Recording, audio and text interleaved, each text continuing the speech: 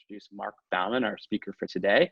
Mark is a retired professor of history at Atlanta Metropolitan College. He is the author of a biography on Rabbi Harry Epstein and has written about 50 scholarly articles. He edited Quiet Voices, Southern Rabbis and Civil Rights in 1997 and Dixie Diaspora, an anthology on Southern Jewish history in 2006, as well as 3 issues of the scholarly journal American Jewish History. He serves as founding and current editor of the scholarly journal Southern Jewish History, which is produced by the Southern Jewish Historical Society. He holds a doctorate from Emory University and taught at the College of William and Mary as a Mason Fellow in 2005, and received the Starkoff and Director's Fellowships to conduct research at the American Jewish Archives. Bauman also received the Distinguished Service Award for the Georgia Association of Historians in 2002, and the first Samuel Proctor Outstanding Career Scholarship Award in Southern Jewish History from the Southern Jewish Historical Society. Most recently, the University of Alabama Press published a volume of his collected essays on Southern Jewish history, A New Vision of Southern Jewish History, which just came out last year, and his 150th anniversary history of the temple in Atlanta, stressing the social activism of the synagogue and its members, will appear sometime in the next couple of years. So it is my absolute pleasure to introduce my friend and colleague, Mark Bauman. Thanks so very much, Jeremy and Leslie and the Savannah contingent and everything else. This has gone from 60 participants last time I gave a presentation to now I think over 200 are registered. The relationship between Savannah and the Breman and the Southern Jewish Historical Society is really very, very, very healthy and very impressive. After Jeremy's presentation of me, I feel like this egghead professor that none of you will want to listen to. That's unfortunate. I'll try and make this as popular as possible. I'm going to go into the origins of reform in Charleston, and then the origins of reform and the nature of reform in Baltimore at Har Sinai Rhine.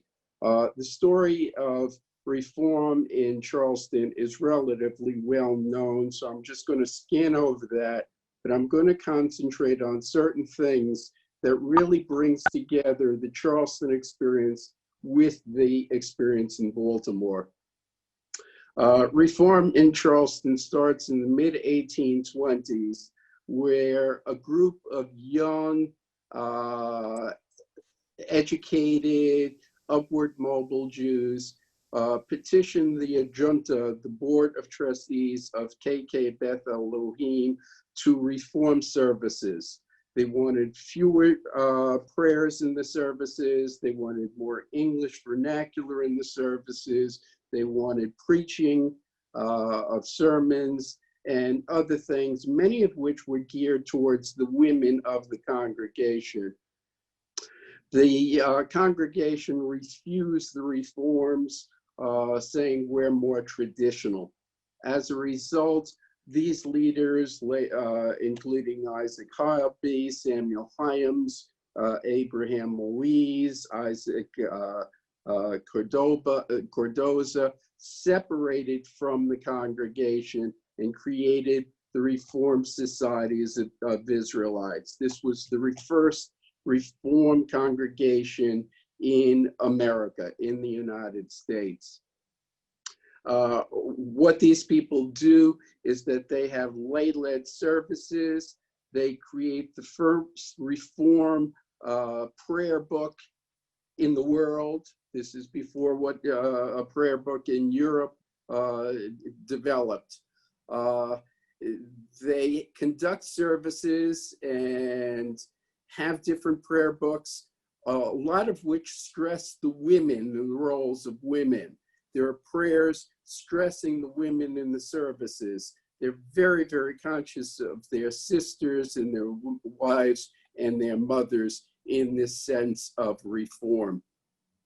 The congregation continues on and off into the 1830s. By the late 1830s, it's essentially died out. It's died out for 2 reasons. Number one, Charleston had the largest Jewish population of any city in the United States from roughly 1800 to 1830. But the economy of Charleston was on the decline. As a result, several of the leaders, including Isaac Harvey, who goes to this damn Yankee place called New York, leave the congregation and leave Charleston. In another way, because it's a small smattering of the congregation, many of these people rejoin KK Beth Elohim. Now, what happens is, gradually, they have an influence on KK Beth Elohim, especially under the Reverend Gustavus Poznański.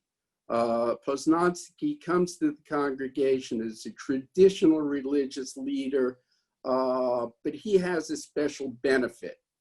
He marries a woman who puts him in good financial situation so that he is not dependent upon the congregation for his salary and well-being. So he gradually pushes the congregation itself with the leaders from the Reform Society who have now moved into the congregation towards reform. And this becomes a major issue when the synagogue burns down and they build a new congregation and they decide to have an organ. And this leads to a famous court case, the Charleston of Organ case, where the congregation, according to the courts, is allowed to do their own thing. So the congregation has the organ and gradually goes towards more reform. And what you have is a splinter congregation that becomes more traditional and maintains tradition. So under Poznański, KK Beth Elohim actually becomes in the forefront of the gradual introduction of reform. And I'm going to get back into that later.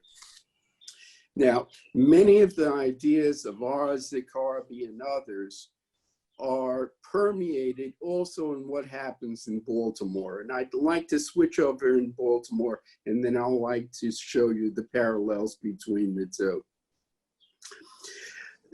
Jews are not totally accepted in Maryland the way they had been accepted in South Carolina virtually from the beginning. In Maryland is established as a Catholic colony, but from the beginning, there were more Protestants than Catholics, and the Lords Baltimore were afraid they would lose the charter because England had the Anglican Church established. So in terms of Baltimore history, the Colberts, the proprietors of the colony, established religious toleration, but it's religious toleration to those who believe in Jesus Christ. So they're accepting Protestants in this largely Catholic colony. Jews gradually come in, but it's not a terribly welcoming environment. Ultimately, in 1824, you have the 1826 Maryland Jew Bill. Maryland Jew Bill actually allows Jews to vote and hold office in Baltimore and in Maryland. The first congregation in Baltimore is established in, as I recall, 1830. It's established as a traditional, or what we would call an Orthodox congregation. But you did not have ordained rabbis in the United States until 1840. So even though we call these traditional congregations, many of the members of all of these traditional congregations have become used to doing business on the Sabbath, which was the basic business day in much of America, when the farmers would come in to do their business and not on the Sunday, this Christian Sabbath. Many of them were no longer traditional in terms of kashrut, keeping kosher and things like that. In 1840, Abraham Weiss becomes the first ordained rabbi to hold the pulpit in the United States. He does this at the Baltimore Hebrew congregation. Almost immediately, he has conflict with the congregants. You would have what we call traditional congregants who would conduct business on the Sabbath. He put through a provision saying if these people were called to the Torah, the congregants were not to respond with amen because it wasn't totally kosher. He opposed intermarriage, even though a lot of the families were intermarried. So it was in constant conflict with the congregants over their religious practices. The key came in 1842. In 1842, a man named Jacob Aaron passed away. He was one of the original founders of Baltimore Hebrew congregation. He was from Holland, and when he passed away, the service was partly conducted by Abraham Weiss, but also conducted by Masons. And Weiss looked at this and said, this is Goyisha. This is not a Jewish ceremony. He rejected the participation of the Masons and another fraternal order in this. From the perspective of American history, this seems odd. Why? Because going back to my previous presentation that some of you possibly have heard, Jews participated in the Masons going all the way back to Savannah colonial history in 1735, where Jews become charter Masons with the original congregation established by Oglethorpe, and they become master Masons. So it occurred to me that I couldn't really understand why the Masonic rites would really rile Abraham Weiss the way it did. So I wound up going back into European Jewish history, especially German Jewish history. And what I realized there is that there was a conflict of the Masons because Jewish participation in the Masons reflected a tremendous sense of secularization. And the traditionalists in the German states rejected this. They said, what you're doing is becoming Goyisha. You're becoming too secular. You're trying to fit into German and European society. And to a great extent, this made sense from the perspective of what was happening in Germany. Jews had been given toleration by the French Revolution and Napoleon, by Austria, but the German states were very, very slow to do this. And they maintained that in order for Jews to earn citizenship and rights, they had to secularize, all right? And they had to absorb German culture. In fact, now rabbis in Germany would have to obtain degrees from German secular universities in order to get congregations. This is one of the reasons Weiss left Germany. He did not want to secularize. He refused to get a degree from a German university. And this was one of the key reasons he went to Baltimore. So what we see from this perspective is from Weiss's perspective, he was seeing the secularization in Germany, now secularization in Baltimore, and he rejected this. So this was the last straw. As a result of Weiss's reactions, he said he would never conduct a Jewish funeral again with the Masons involved. You have a group of something like 18 leaders of the Baltimore Hebrew Society who split off and create Baltimore's Har Sinai Verein. Notice they don't call it a congregation. They call it a verein, a society of people who would be equal within this congregation. Har Sinai Verein is the first permanent Reform congregation in the United States and in continuing existence today.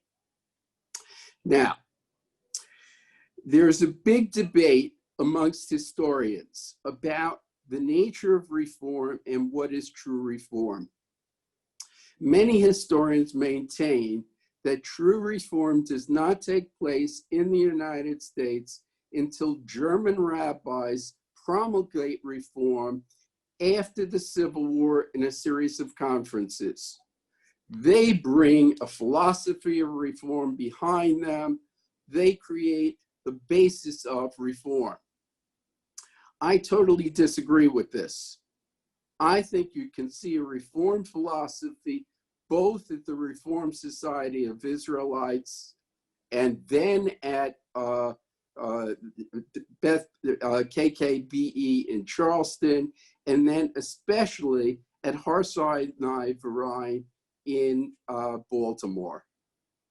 The philosophy behind reform was far more important than specific ritual practices. So what was this philosophy?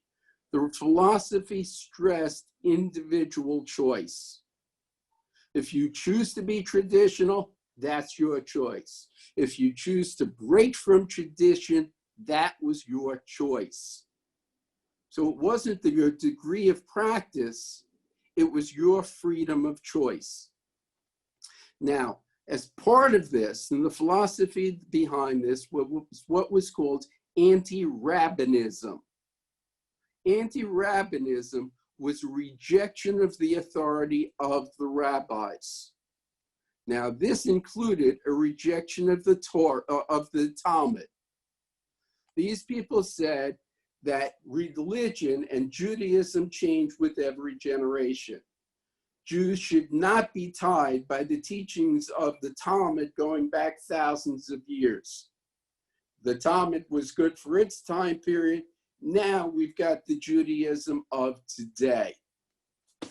So that the teachings of the rabbis in old and also the power of the rabbis today should not bind individual Jews to one tradition or not.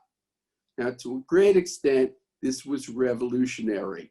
It stressed the power of the lay people and individuals over the congregations and over the rabbis to make their individual choices. It's been argued that if you looked at services at Har Sinai into the 1840s, into the early 1850s, they would look conservative, if not actually traditional to us today. You didn't have mixed seating, you had Hebrew. They were very traditional in their actual practices. Many of the members actually maintained kashrut in their home. But the key to them was not the individual practice, it was the individual choice. You can choose one or the other, it was up to you. It wasn't up to the Talmud, it wasn't up to the rabbis. Now, this was a policy that was followed by Har Sinai Verein, I shouldn't say both, by three. By Har Sinai Verein, by the Reform Society of Israelites. Where I gotta hit the John a second. Where is your bathroom? Oh, but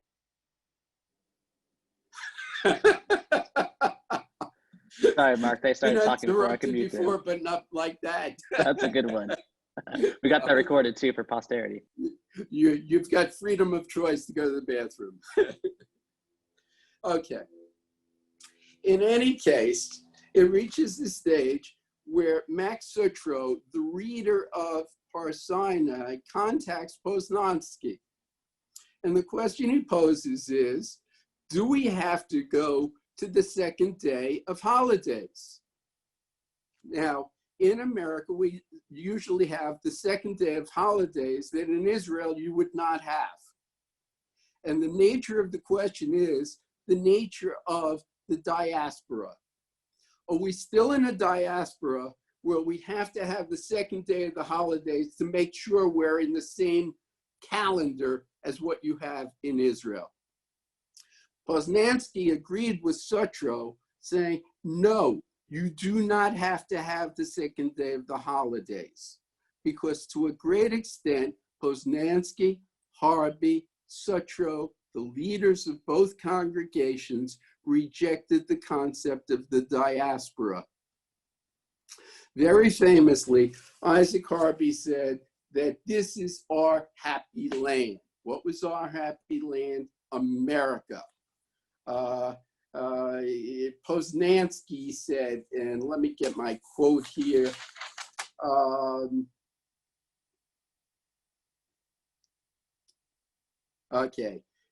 Yes, he said, this is our Jerusalem, meaning Charleston was our Jerusalem. This is our happy land, our Palestine. America was now Palestine. And you have the same thing with Sutro. Sutro gave a presentation to Har Sinai Verein on the 9th of Av. This was the celebration of the destruction, or the mourning of the destruction of the temple in Jerusalem, going back 1700 years. In his presentation, Sutro said, why are we still mourning this? Our land is not Zionism. It's not Israel. Our land is the United States. This is the land of milk and honey. So one aspect of reform was very early a rejection of Zionism, a rejection of the idea that Jews in America were in a diaspora, in an inferior position, and that they should look forward to a return to Israel. Now, in fact, what this stressed was that America was the promised land. This is where we had freedom. We didn't have to go backwards. We didn't have to go to the ancient Israel, the ancient lands of Israel. These were one of the many things. One of the readers of Har Sinai stressed Sunday services, that Jews should conduct services on Sunday instead of Saturday. And this was before Sunday services were a big thing in Chicago, Illinois. So it was a process of what historians have often called Americanization. In Charleston, it seemed like Americanization because the leaders were second and even third generation Americans. I'm going to suggest it was not a process of Americanization. It was a process of secularization and what we could vaguely call modernization. What these leaders looked to as an example was the Hamburg Temple in Germany. The Hamburg Temple was established in 1817. All right? The leaders of the Reform Society of Israelites pointed to the Hamburg Temple as their exemplar. Poznansky was from Germany. Weiss was from Germany. They were intimately familiar with what had happened at the Hamburg Temple. All right? So reform, in many ways, was non-American. Reform, in many ways, was transatlantic. It occurred in Germany. It occurred in Holland. It was occurring in England in all sorts of different fashions, but it was very much a stress on this. Jews are welcome into journalist society, and this is one of the reflections of that. Okay, I can go on and on and on, but I think at this stage it might be, oh, wait a second, one other thing, demographics. In one of the studies of Charleston, in many of the studies of Charleston, it's emphasized that these were young, upwardly mobile young men, okay, that were very, very Americanized and very well into Charleston society. So I did a demographic study of the leaders and the members of Har Sinai. And what I found is that these people were not Americanized. They were young, upward mobile people, but from Germany. They were relatively recent immigrants from Germany. So to them, it wasn't a process of Americanization. It was the process of Germanization, but really of modernization and secularization. Curiously, the people who remained at the Hebrew, the Baltimore Hebrew congregation were more Americanized and traced their roots earlier to America than did the leaders of Har Sinai Rhine. So you've got this mixture here that's really, to me, a stress on internationalism, transatlantic studies, and the idea that reform was part of the move towards secularization that transcended the Atlantic. Okay, at this stage, I've got a lot more to say, but I'm going to open it up to questions. It might be of interest to the group that I grew up in the Baltimore Hebrew congregation, where we sang the Hamburg Kedusha in German up until, I'm guessing, the 1950s, and they may even sing it today on Yom Kippur. I find that fascinating. You see, when Har Sinai separated from Baltimore Hebrew refused to help them. They wouldn't give them prayer books. They wouldn't lend them a Torah. So immediately, what the leaders of Har Sinai did was contact the predigers, the preachers at the Hamburg Temple. The Hamburg Temple preachers provided them sermons in German. They provided them prayer books, and that's the way they got started. And the German language was very, very important here. It was considered the language of reform. The first rabbi at Har Sinai was David Einhorn. He just came from Germany. He was too radical for a pulpit in Germany. He was the foremost leader of what becomes known as classical reform. He refused to preach in English. He insisted on preaching in German. So that was the language of culture to these people in high society and secularization. I'll go one step further. When Einhorn comes to Har Sinai, a lot of the practical reforms become established at Har Sinai. You have the separate seating, you've got the German vernacular, you've got the cut-in prayers, you've got more formal services without people speaking out, things like that. Einhorn has a problem. He's an abolitionist, a very outspoken abolitionist. And Maryland and Baltimore were slave states. The only thing that kept them in the Union was that Lincoln sent in troops very quickly to keep Maryland as part of the Union. Einhorn's life was threatened by pro-slavery forces. He winds up going to Philadelphia temporarily. He comes back to the congregation and says, I want to be your rabbi again. The congregation says, we will only let you be our rabbi if you do not preach and talk about abolition. And he rejects this. He says, it's my freedom of the pulpit. What he does not realize is that this is going to the nature of reform at Har Sinai and in Germany. They rejected the power of the rabbis. As far as they were concerned, the rabbi was a paid employee. He did not have freedom of the pulpit. They were the leaders. They were the laymen. So they rejected his conditions, and he winds up essentially establishing his career in Philadelphia. So it's a very interesting thing. It was fine for Einhorn to reject the power of the Talmud, but when it came to him, he wanted the power of the rabbinate.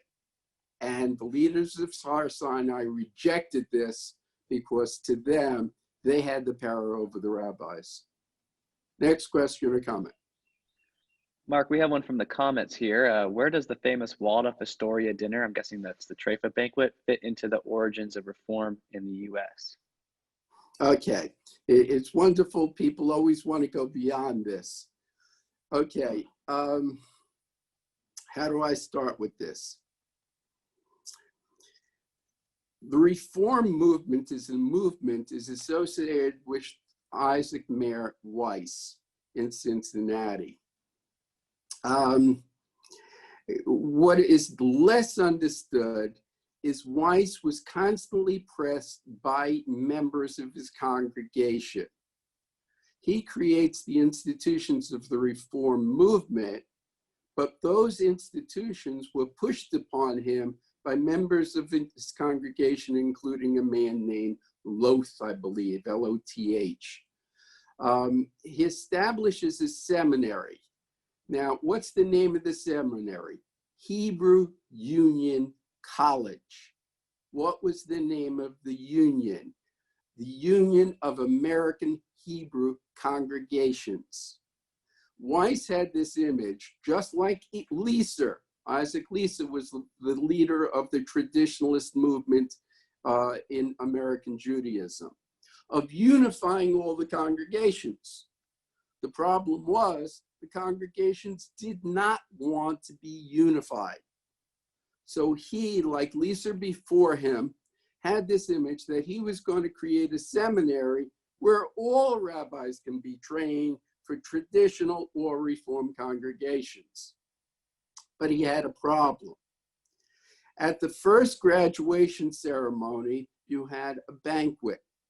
Now, we're not totally sure if Weiss knew about the arrangements for food, but the food included shrimp and oysters and all sorts of good things like that. And this symbolically, we're not sure if it was real, really turned off the traditional element.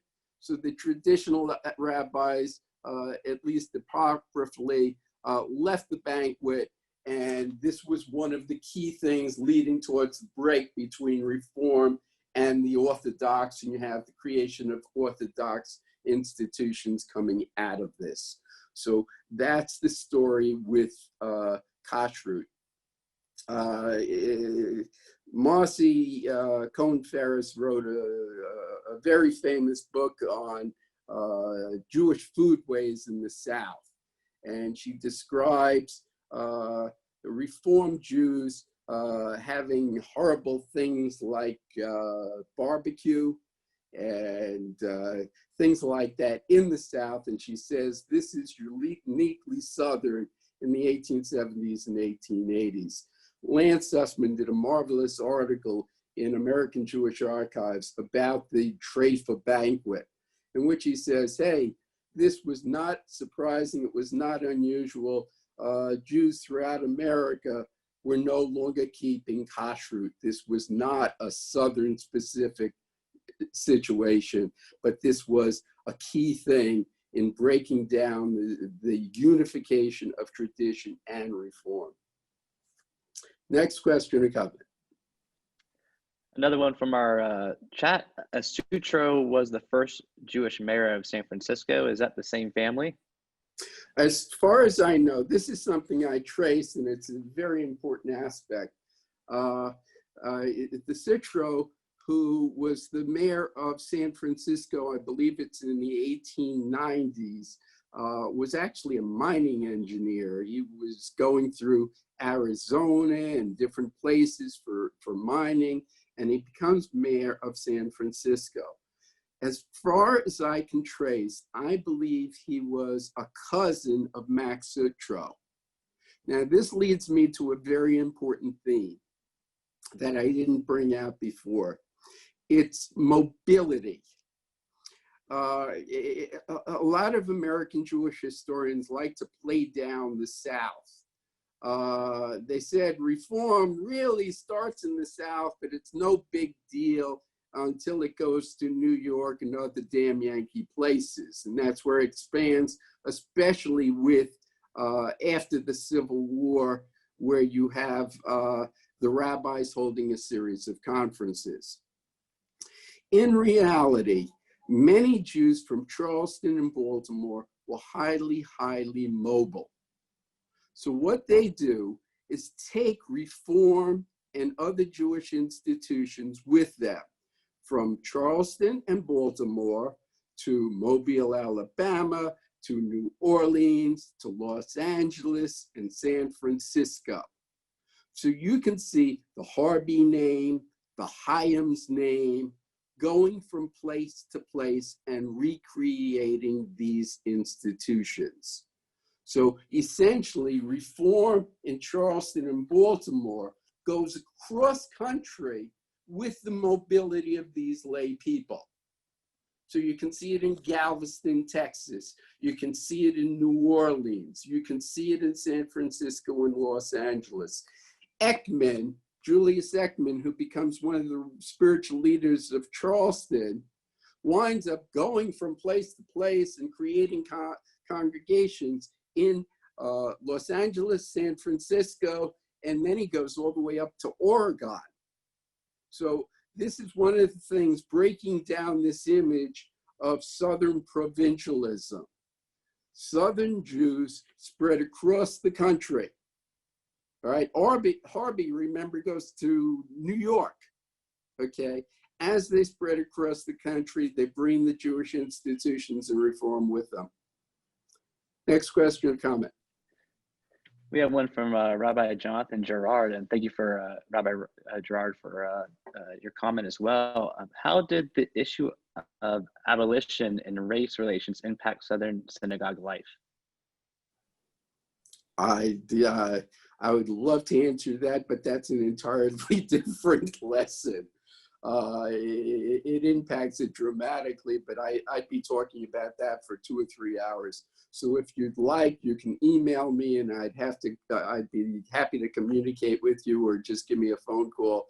My email is markkbauman@aol.com, but that goes a little beyond this discussion. Another question from our chat is, were non-Jewish families allowed to become members at any of these Reform synagogues? Not non-Jewish members, not at this stage. But what you have is many of the men were intermarrying. And it becomes a major issue of these congregations, not just in the South, but nationally, in terms of, do these men retain their memberships in the congregations? And the congregations go back and forth, and ultimately, because they want the income, and these are usually often leaders of the congregations, they're allowed to remain members of the congregation. Some of these women do convert, but their conversion is highly, highly questionable. Sometimes after the husbands die, they're no longer Jews. This becomes involved, especially in cemeteries. Do you bury the non-Jewish spouse of a member of the congregation next to her husband? And this again becomes very conflicting. Sometimes they allow them in this Hebrew cemeteries, but often all the way on the side, separate from the Jewish interments. Next. Yeah, we have a couple of questions. We have a couple of questions that are semi-related. Does the Reform movement still reject the ultimate authority of the rabbis over the members of the congregation? And then would Reform Judaism be considered a rabbi-centric religion now? Wow. All right, let me deal with this one at a time. And with my senior moments, you're going to have to remind me. All right, give me one at a time. Jeremy, what's the first one? Would Reform Judaism be considered a rabbi-centric religion today? Boy, talk about politics. That is hard. And I'm looking at Janice, and she's smiling away at this one. I wish a rabbi or a layman would respond to this. I would say that the reform movement today is very geared towards the rabbis being secular leaders of the outside community and voices of the Jewish community. You see this with the Rabbi Peter Berg of the Temple today.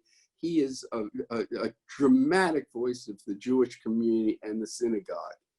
And yet, it's hard to say, because in every single congregation, you have wealthy leaders and community leaders who are laymen who have an awful lot of say in the way the congregations are run. And I get the sense if the rabbis went too far beyond what those lay leaders would want, those rabbis would still wind up with an awful lot of difficulty. I'm going to come back to the question I sidestepped. During the civil rights movement, especially with Southern congregations, you had a major question about the independent voice of the rabbis. And many rabbis throughout the South, especially Reform rabbis, fought for the freedom of the pulpit, very much the way David Einhorn had fought. And they had tremendous conflict with congregations over this. So it's a question that really is up in the air. From the congregants and the board's points of view, they tend to be in charge.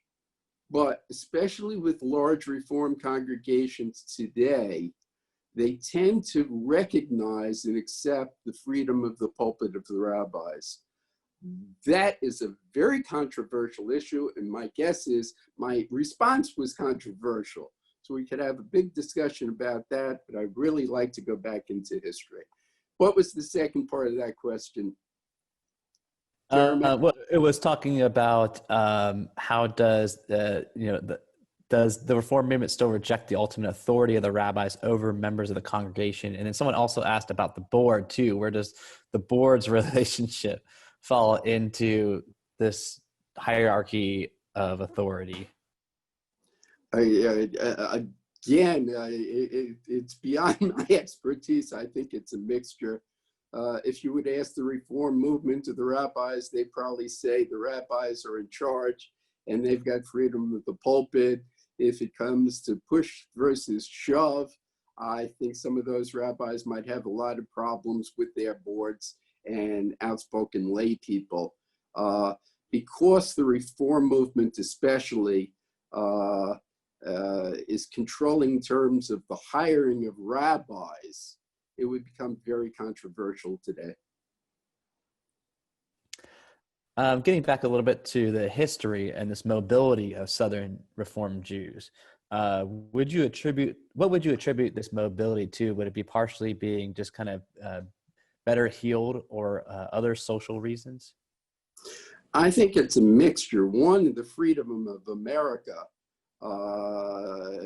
As America expanded, it was natural for Jews to expand outwardly as well. And the other issue is obviously economics. Jews moved to where they had economic opportunity. If they were happy where they were staying because it was an area where you had good economic opportunity, they'd stay. If they saw economic opportunity elsewhere, they'd move. So it was purely a matter of economics. Jews were mobile like everyone else, and they moved for economic opportunity. Another question about the history. What role did Rabbi Hoffman play in the origin of Reform Judaism in Baltimore and the formation of the Baltimore Hebrew congregation? Rabbi Hoffman? I'm not familiar with him at all. I have no idea. Would someone like to enlighten me? Who's Rabbi Hoffman? Rabbi Hoffman is my great-great-grandfather and was at the, I'm drawing a blank. Baltimore. Was the rabbi, and he was the rabbi when the Baltimore Hebrew congregation broke off and became Reform. At least that's my understanding. No, Abraham Rice was the rabbi at that stage. Hoffman probably came later. That could be. That could be. I could have the history wrong. It's okay. Getting back to another philosophical question, individual choice equals autonomy, a central value of the Enlightenment. It still informs our modern dilemma. How do we reconcile the obligations of community and tradition with our individual autonomy? It's nice to get these nice, easy questions. I think that's an individual decision and an individual choice. I, as a historian, don't have any further insight than that, than any of you or your rabbis who probably have individual choices with that. Okay. Okay, go ahead. Where else besides Charleston did the Jews come from when they moved inland? Where else did they come from? Throughout the Eastern Coast. Jews moved from the East Coast going across for economic opportunity. In terms of the Jews from the South, you see a major movement from Philadelphia, Baltimore, Charleston, and they go to the Southwest as the population goes to the Southwest. And a major impetus for that was obviously the California Gold Rush. Jews go to the California Gold Rush, some stay, some come backward. One of the families I'm fascinated with is one of the families that remain traditional in Baltimore, the Dyer family. But scions of the Dyer family established Judaism in Galveston, Texas. And one of the Dyers goes to California for the gold rush. He doesn't strike it rich, so he returns to Galveston.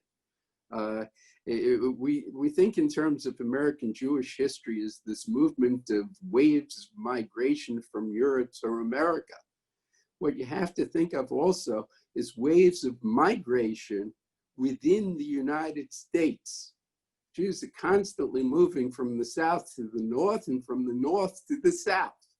After the Civil War, the southern states dramatically expand in congregations, partly because of northerners coming to the south. The congregations of the south dramatically expand. They build synagogues after the Civil War. And a lot of that was damn Yankees moving to the south and building the southern Jewish population, and also their ability to establish congregations financially. I think Eli Evans did a marvelous job in dramatizing Southern Jewish history and popularizing it. But unfortunately, he's got this image of the provincials. Jews of the South were never provincial. They were cosmopolitan. They moved around. They had connections from one place to the other. Jews from the South, and Philadelphia is actually a very interesting situation. During the American Revolution, Jews from the South fled from Charleston and Savannah to Philadelphia when the British troops occupied Savannah and Charleston. Jews from New York fled New York when the British occupied New York, and they went to Philadelphia. So what you had was a group of Jews from New York and Charleston and Savannah, especially Charleston, helping establish the Philadelphia congregation and helping create its liturgy, all right, during the American Revolution. We think of South Florida Jews as New York Jews and as an aberration. They weren't, because essentially you had Jews from the North coming to the South in constant migration streams and going the other way as well. So South Florida was simply a dramatic case of this mobility. Did Jews from Charleston become peddlers like the ones from Baltimore, and who financed if they did? Other Jews, Sometimes it was New York and Philadelphia merchants. Later on, it's the Baltimore bargain house that becomes very, very big. And this was one of the ways of the cosmopolitan interaction. You have Jews from throughout the South spending time in New York on buying trips. Okay, as they're going on those buying trips, it was not unusual for them to have contact with Jews there, to get married there. So you have family contacts, interacting with the business contacts. They got credit. One of the major reasons Jews were able to bounce back after the Civil War is because they had Jewish contacts or business contacts with Jews in Baltimore and Philadelphia and New York. So they were able to get credit and build back their businesses much quicker than most of the other merchants in the South. I have another question here from Phyllis Leffler, president of the Southern Jewish Historical Society. How did political differences affect the splits from more traditional to more Reform congregations? Phyllis, I don't quite understand the question. So could you elaborate a little bit? And hi. Hi. Well, I was really just wondering about the political differences of the day in the 1840s, issues, you know, about slavery and abolition, and you know, people who would have either sought election or participated in different political parties. Did you come across anything that's I mean, you're telling a story about modernization, which I very much appreciate. I appreciate your overall analysis, and also of economic opportunity. But I'm just wondering if the political debates of the day figured into this at all. It's a very important and interesting question. I did investigate it when I investigated the demographic profile of the members of Har Sinai Verein. And what I found is that they were members of both political parties, that party politics did not seem to be the big difference. The demographic profile of Baltimore Hebrew congregation would have been very similar. You have people from both political parties who are traditional and both political parties who are Reform. I don't think slavery plays a big part in this, although I've seen some historians that try and maintain that. I think this is separated from those political issues, but it's a very good point and something that should be brought out. Thanks, Mark. I just want to be mindful of everybody's time because we're just a minute past 11. I thought this was a good question to kind of wrap things up with. Bringing it back to today, Mark, your favorite topic. Where do you think the Reform movement is going today with the younger generations and the future of the Reform movement today? Oh, I love these small questions for historians, the future tense. All right. Actually, I'm going to answer this in a different way and leave it to the rabbis and laymen to question the generation X or whatever generation we're into. Historians largely have maintained that Reform can only be defined by the practices. And the practices they define were really what becomes classical Reform, all right? English readings, a rejection of the Second Day, a rejection of Zionism, mixed seeding, things like that. Mark Lee Raphael wrote an article against Leon Jick. Leon Jick wrote The Americanization of the Synagogue, and he started with what happened in Charleston. And Mark Raphael argued that it wasn't the practices, it was really the philosophy behind it, which is exactly what I've argued. Now, how am I going to relate this to your question? If you look at the history of Reform Judaism, essentially Einhorn wins out with the Pittsburgh Platform of 1885, promulgated largely by two of his son-in-laws. And classical reform overcomes Isaac Mayer Weiss's more moderate reform in terms of most Reform congregations in America. And this dominates, I would say, into World War II, where, or let's say 1938 in the Columbus Platform, where the Reform movement finally accepts Zionism. And then you have the fissure during World War II with the American Council of Judaism, which is anti-Zionist, but is also stressing classical reform. I'm looking at Janice Blumberg here, and I'm thinking about changes that Jack Rothschild did with the temple, breaking from David Marx's classical reform. And it was partly the introduction of Zionism, but it was also partly the introduction of more tradition in the ceremonies, in the services, more Hebrew, things like that. So that you can see in the 1940s, 1950s, and especially today, if you look at most Reform services, they are far more traditional than what you would have had 70 years ago, all right? Far more Hebrew, far more Zionism, and things like that, which is to a great extent proving the point I made with Mark Lee Raphael. Reform today, if you look at the services, are not as reform as what Einhorn supported with classical reform, all right?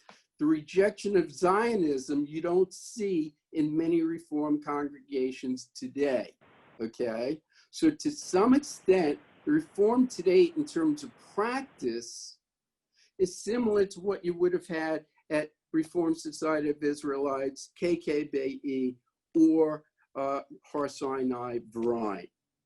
So again, the key to reform is not a specific practice. It's the idea of individual choice, okay, and freedom of the pulpit, but also freedom of individuals to choose how much or how little of the tradition to maintain. Now, this creates a problem for the next generation, as it did for previous generations. All right, are you going to affiliate? Are you going to be Reform? Is your Reform going to be all mixed up with all sorts of Eastern religious beliefs and practices and everything like that? Do I have a solution to that? If I had the solution to that, I'd probably be the head of one of the Reform movement. I don't have a solution to that. Hi, Steve. Great to see you. Well, I think that's a great way to wrap things up. Thank you so much, Mark, for your wealth of knowledge and sharing that with us today. And thank you all for your interest in our summer speaker series presented by the Breman Museum, which is the preeminent center for Jewish culture in the Southeast. We work to bring people together of all backgrounds in an understanding and appreciation for Jewish history, culture, and arts. We are located in Midtown Atlanta. We have 3 gallery spaces and an auditorium, and feature one of the most preeminent Holocaust exhibitions in the region, and a wide range